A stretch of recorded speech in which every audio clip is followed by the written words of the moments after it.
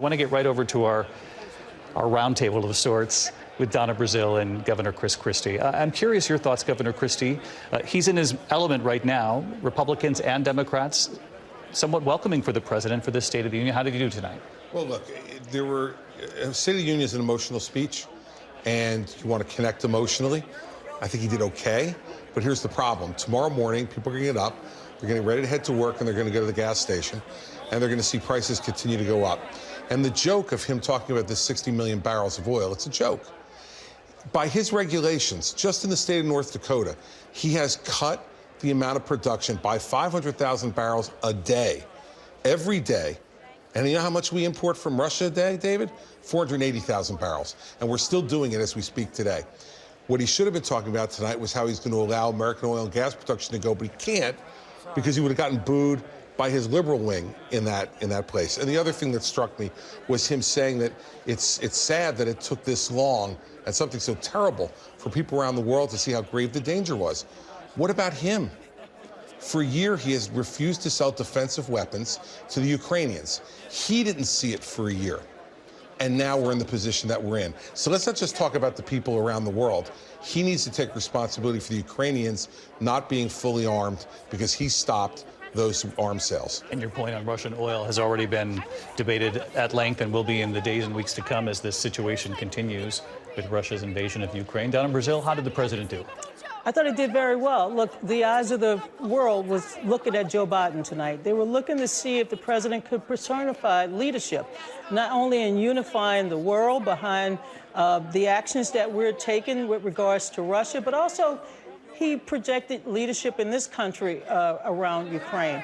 The president was able to transition to some of the areas that he's had some difficulties in Congress and passing, but more importantly, he didn't spend a lot of time saying, I did this and I'm going to do that. He spent a lot of time saying to the American people, we're going to invest in your future. We're going to get back to normal. This is what normal should look like and feel like. I thought the president gave a very optimistic speech. We know there is more work ahead, but you know what?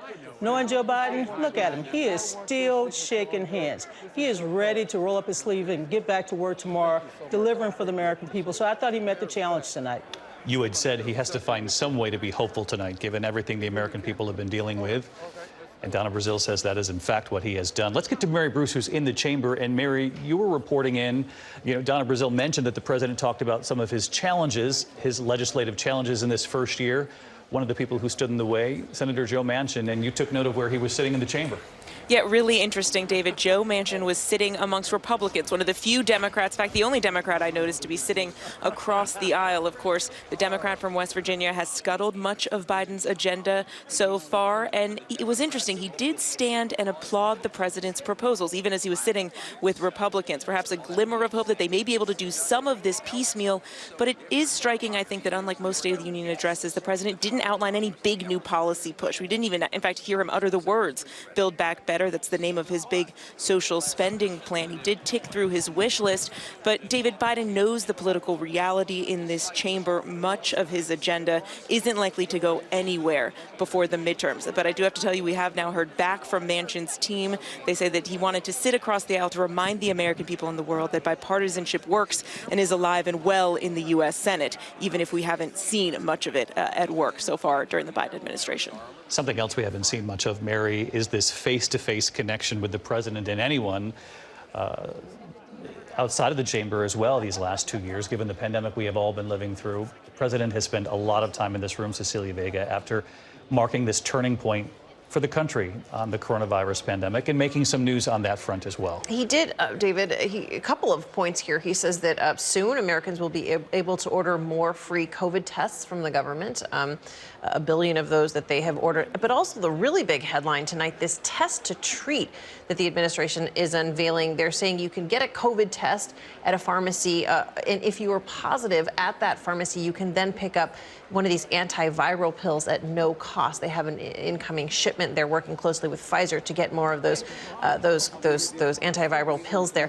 I just keep thinking as we watch him walk down this aisle now with many of his friends there in that chamber in which he spent so many years. what COVID has done to his first year in office and how on July 4th, his first July 4th in office, remember, he stood out there and said that we are closer than ever to declaring independence from this virus.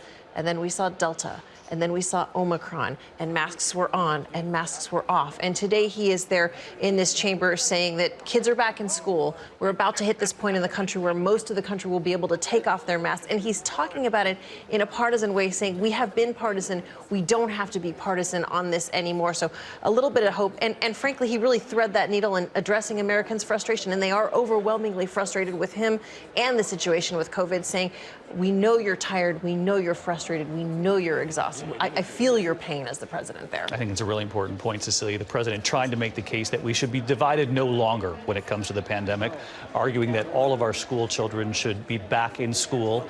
That has been an argument on the other side of the aisle for some time now in several states across the country where mask mandates are now coming off as we speak. In these next couple of weeks, just about the entire country will be without masks. New York City, the only school district left in the country, debating this notion. The president making news, as Cecilia mentioned, with pharmacies across this country testing positive. You'll be able to get a viral pill at the pharmacy to take home to fight COVID moving forward. Significant development there. John, you looked at me halfway through this State of the Union address and took note that there were very few overt partisan moments where the president went after the other party or things that they had done, other than the tax cut from the previous administration, but he didn't mention the former president by name. There's certainly no mention of the words Donald Trump in the speech, and it didn't have a partisan edge to it. Look, there's a lot in this speech that Republicans will disagree with on the policy, no question at all, but he didn't have a partisan edge to this speech. In fact, the overriding message was one of unity. Cecilia mentioned on COVID. I think very importantly on COVID, he was echoing many of the things that Republicans have been saying on COVID and the real frustrations that Americans have in red states and blue states after 2 years of restrictions and dealing with this pandemic, saying flatly, it's time for Americans to be back at work. Children must be back in schools.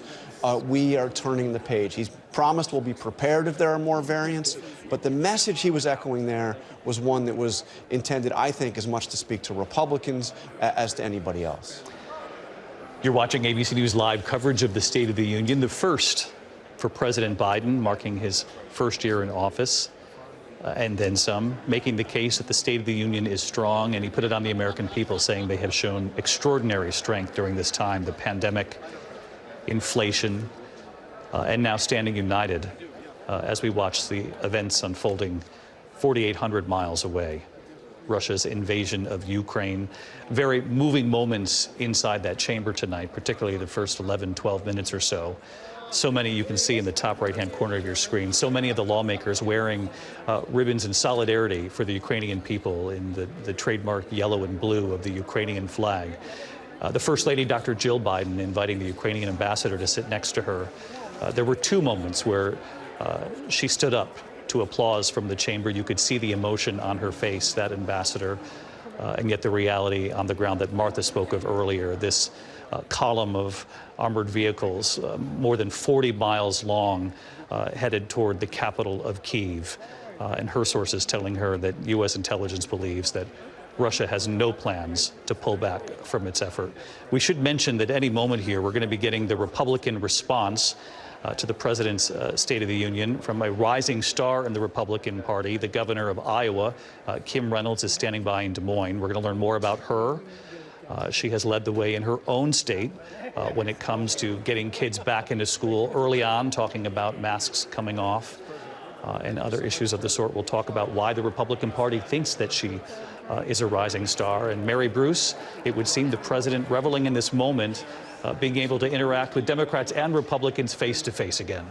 Good luck to anyone trying to get President Biden out of this chamber right now. This is something that we certainly do not see and haven't seen much of in this administration. Biden has had very few opportunities to come up and interact, even with members of his own party like this. Right now I'm looking at him taking what appears to be maybe a selfie with some members. This is what Joe Biden loves, right? He loves to get out, talk to people, shake hands, even meet members of staff. He hasn't just had an opportunity to do this. He is going to relish every moment of this. He's making his way to the door, but I have to tell you, he is one of the last few people in here. The chamber is largely emptied out. Most lawmakers, they may be halfway home by now, but Joe Biden is still shaking hands, working the room. Yeah, it's very hard to get President Biden, he's known for this for years in Washington, to leave the room before anybody else does. But as we mentioned here a moment ago, there were many moments during this State of the Union when there was unity on full display inside that chamber.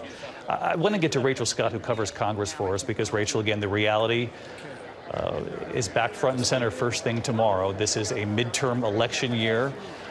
And Republicans and Democrats are fully aware of the fights that Democrats face right now, given the polling we've seen as they head into the midterms. Deeply divided on the president's domestic agenda. The president trying to find common ground tonight, areas in which that he can unite his own party. We know he has faced some very fierce opposition from moderates like Senator Joe Manchin, but the president outlining some things tonight that he thinks that he could get passed, including lowering the cost of prescription drugs. Rachel Scott live at the Capitol for us. Hi, everyone. George Stephanopoulos here. Thanks for checking out the ABC News YouTube channel. If you'd like to get more videos, show highlights, and watch live event coverage, click on the right over here to subscribe to our channel. And don't forget to download the ABC News app for breaking news alerts. Thanks for watching.